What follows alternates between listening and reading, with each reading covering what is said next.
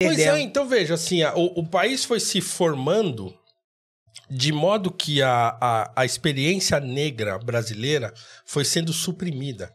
Foi sendo sabotada, foi sendo sabotada, né? Então você imagina, assim, um país que tem Machado de Assis, que tem Lima Barreto, que tem Juliano Moreira. O teu ídolo. Né? O André Rebouças. Né? Assim, um país que teve pessoas desse calibre, né? De repente a gente não conhece, a gente não sabe quem são. Impressionante. Eu acabou de sair numa revista que eu publico mensalmente, um artigo, acho que ele não tá aqui no painel. A gente acabou... Quem seria? É o Francisco de Paula Brito, que é o primeiro editor literário brasileiro. Olha, negro? Negro. Olha. Pois é. Um sujeito que deu o primeiro emprego pro Machado de Assis. Puxa vida. Que publicou os primeiros poemas do Machado, que publicou as primeiras obras do Machado. Quando o Machado tinha 15 anos, o Machado trabalhou pro Paula Brito, que era um editor negro brasileiro. Né? O primeiro editor literário do Brasil. Quem é que sabe quem é o Paula Brito aqui? Ninguém. Então, assim, a gente foi suprimindo a experiência negra. Quando começa a se falar de negros no Brasil, era no contexto da escravidão. Então você pega, sei lá, Castro Alves. Então, quer dizer, a figura do negro fica muito associada à escravidão. O Rebouças, que era um gênio, era engenheiro, mas não só. Era um gênio brasileiro. Né? Ele, inclusive, não tinha plateia, porque a plateia negra brasileira não existia para ele poder mostrar os dons, para poder compartilhar, para poder ensinar. Não tinha. Né? Ele foi um entusiasta do Carlos Gomes, que também era mulato. Né? E que foi fazer carreira fora. Né?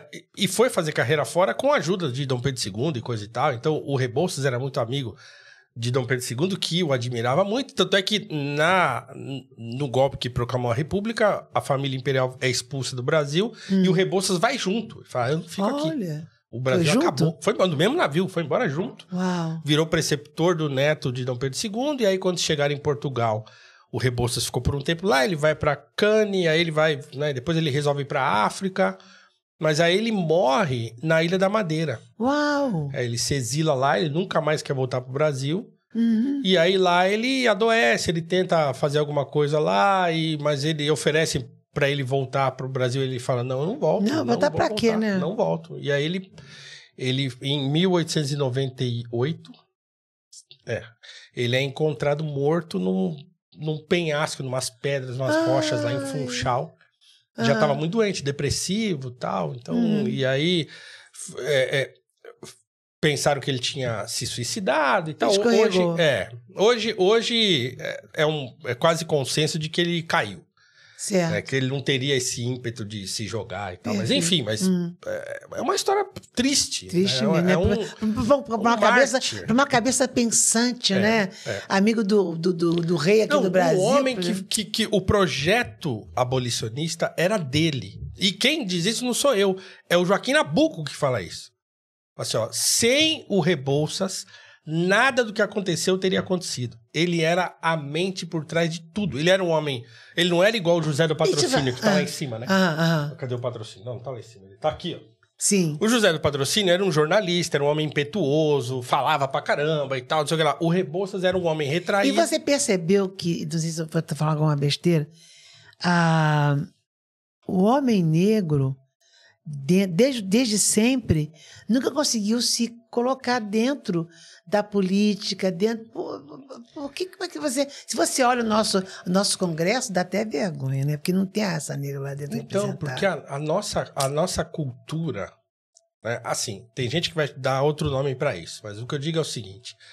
Foi se criando no Brasil uma cultura de subalternização das pessoas negras. O negro ele é olhado sempre como subalterno. Impressionante. Sempre. Então, o espaço nem aparece, porque as pessoas Por que essa índole do negro brasileiro no princípio de tudo? Porque eu acho que é isso, porque eu acho que o processo escravista... Porque não tinha um Booker T. Washington para colocar fogo na lenha, lenha na fogueira. Não tinha nem espaço, né? Não dava. O André Rebouças foi boicotado de tudo quanto é canto. Foi empresário brasileiro, foi engenheiro, foi um dos dos projetistas daquela estrada de ferro, que Sim. o irmão dele executou, que Curitiba-Paranaguá. Então, hoje eles são mega homenageados no sul do país, o André e o Antônio. O pai deles, né, o Antônio Pereira Rebouças, que é esse aqui. Sim. Um outro homem genial que sai do nada e resolve estudar jurisprudência sozinho. Olha. Se torna, consegue uma licença para ser advogado. E aí ele se torna advogado lá na Bahia. E aí consegue virar deputado provincial, depois vai para o Rio de Janeiro. Ele termina os dias dele como um dos conselheiros do imperador. Olha. Então, veja, assim, tem um monte de gente ilustre, importante, que assim, poderia Nunca houve enriquecer divulgação. a história do Brasil. Mas, como todo mundo se acostumou a ver o negro só como subalterno, então essas pessoas não conseguem espaço nem para aparecer. É impressionante, né? Não é? O Moacir Santos teve que ir embora. Como é que as pessoas iam Amigo admitir... do papai. Amigo do papai. Como é que as pessoas iam admitir um sujeito com uma genialidade musical de um Moacir Santos aqui no Brasil? Que estudou com Coy Horter, que estudou com Guerra Peixe e que estava voando aqui no Brasil, mas que batia num teto de oportunidade. Ficou, acho que na Rádio Nacional lá. Rádio Nacional. E ninguém dava oportunidade, mas não fazia mais nada. Aí ele vai para os Estados Unidos, fica um tempo lá e fala, é aqui, né? Pelo menos aqui eu consigo trabalhar. E vai embora. É isso aí. É verdade. Então assim, imagina.